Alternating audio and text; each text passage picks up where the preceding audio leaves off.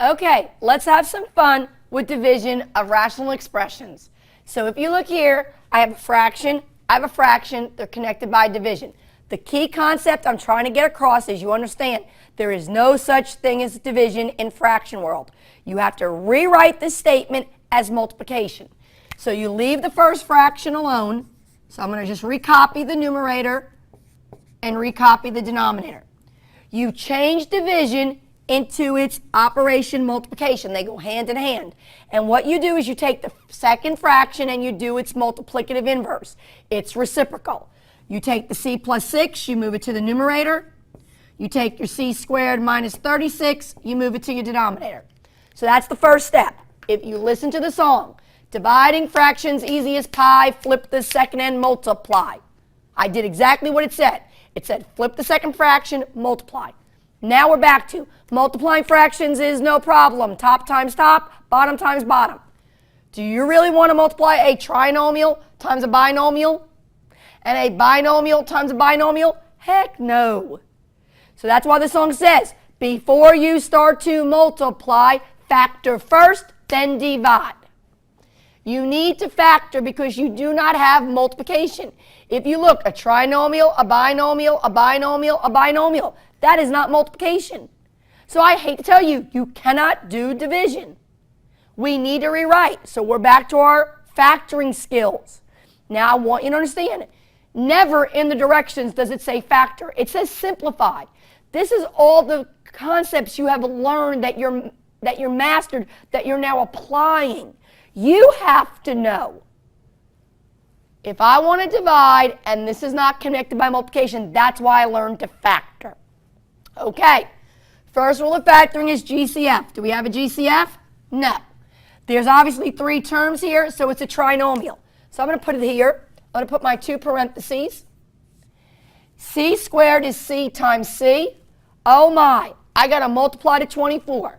Well, let's list our options. Our factors are 1 and 24, 2 and 12, 3 and 8, 4 and 6. I still list them out. I want to subtract to make a 2. Which set of factors would subtract and make 2? That is correct, 4 and 6. So I'll put my 4 and 6. Subtract means symbols have to be different. The sign in the middle, if I want a negative 2, it goes to the larger number. So the 6 becomes negative, the 4 becomes positive. Done factoring. Denominator, c squared plus 4c. Here comes the boo-boo. Y'all are going to see the c squared and automatically put down two parentheses. Is this a trinomial? No, it is not.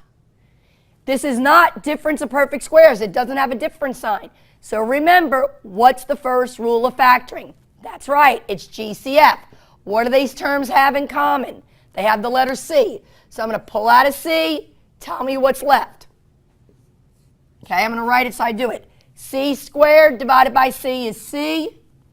4c divided by c is 4.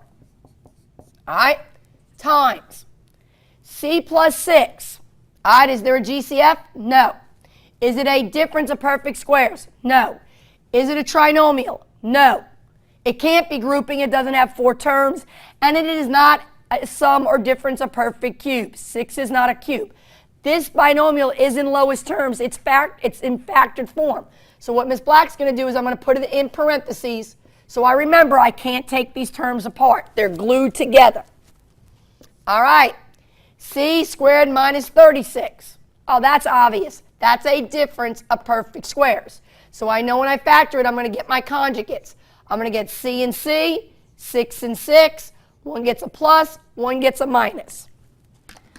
If you cannot factor, you are finished in algebra.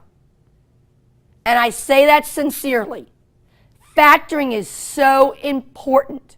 If you don't know how to factor, you'll never be able to work fractions. All right, now that we're done factoring, let's find our terms that are alike and divide them out. I have a c plus 4, I have a c plus 4. That's the exact same binomial. It divides and makes a 1. I have a c minus 6, I have a c minus 6. That's the exact same binomial. It divides and makes a 1. I have a c plus 6, I have a c plus 6. It's the exact same binomial. It divides and makes ones. If you want to put the ones, that's fine. You don't have to. Now, if you look closely, here's the fraction bar.